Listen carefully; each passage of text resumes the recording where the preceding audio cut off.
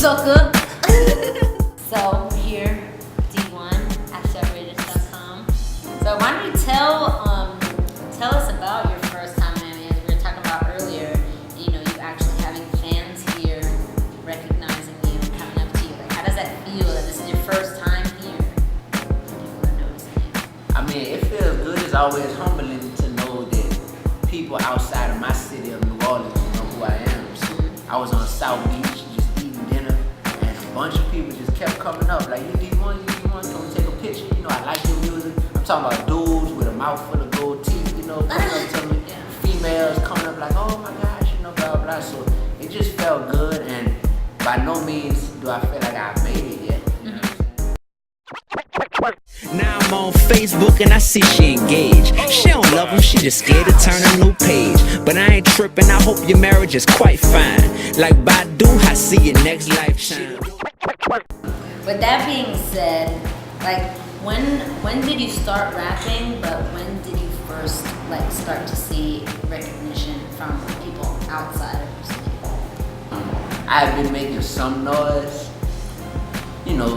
putting videos out, putting songs out, making some noise before that. I started rapping about 5 years ago in college. Oh, okay. Yeah, like when I first started college, that's when I started rapping. And it grew from a campus thing and a campus buzz to a citywide buzz to a statewide buzz, and now this past year it's become a nationwide buzz. Last year, my site started posting you in February, and since then you've been doing a ton of things. I mean, let's talk about, you did the Grind and Hustle tour with Killer Mike, Hective.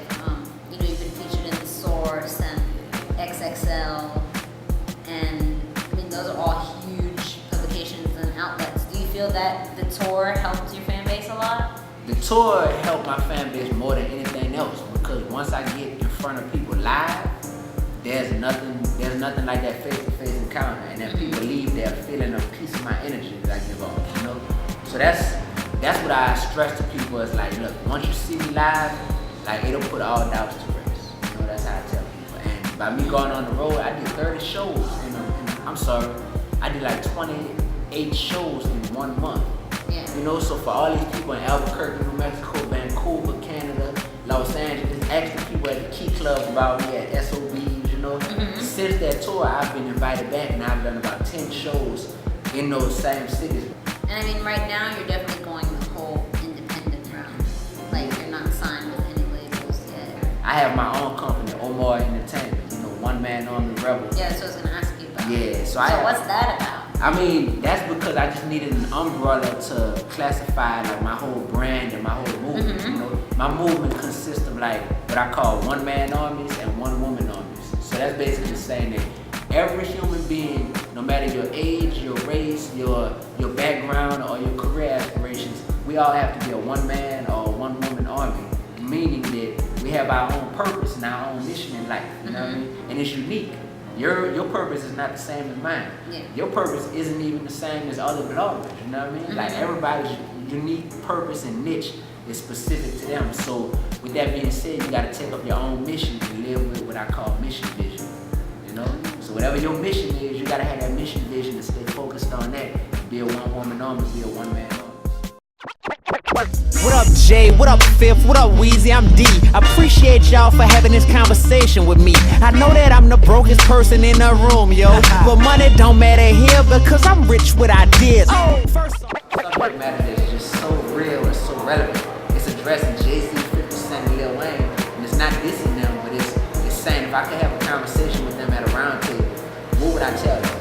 Would I be begging them for a deal? Would I be going up to them saying how I grew up idolizing them and listening to them?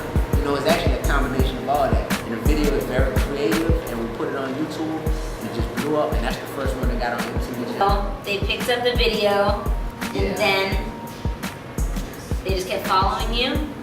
And my life just changed after that. You know what I'm saying? Like, literally, gave me a bigger platform to just get the rest of my music heard. And that's when I followed it up. But I hope they hit me by 2 to stamp that.